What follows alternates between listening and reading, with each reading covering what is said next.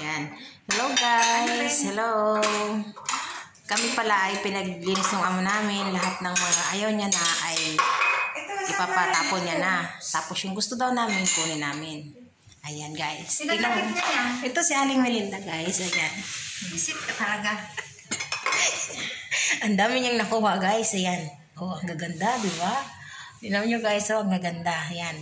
Yan. Yan siya yan. Pakita mo naman sa akin, ito ang itininiwan. Tapos hindi naman ako binigyan nila, guys. Tingnan mo naman yung tinira sa akin. Tingnan mo naman yung tinira sa akin, guys. Hindi wala ako binigyan. Diyos ko, sa sama na ugali. Itong dalawa na yan, yung isa, oh, ayan, oh. Ayan, guys, yung isa, oh. Yo, ang dami niya rin kinuha. Tapos hindi man ako binigyan. Ang sasama ng ugali nila. Wala man lang napunta sa akin, guys, kahit isa. Grabe talaga sila. Yan. Yan, oh. Yan, oh. Yan, si Aling Melinda. Tingnan nyo. Ayan, guys. Ito nga pala yung sa akin. Joke lang yun, ha. Baka naman seryosohin nyo. Ayan. Ito yung kinuha ko. Yan.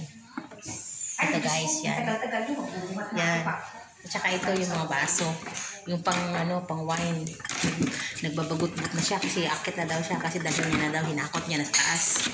Ito, guys. Yung sa akin, guys. Ayan. Baka kasi seryosohin nyo na talagang hindi nila ako binigyan, masama yung ugali talaga yung dalawa na yan. Yan. Para sa buhay. Yan, oh, yan. Hinakot niya na sa kanya. Bahala daw kami sa buhay namin.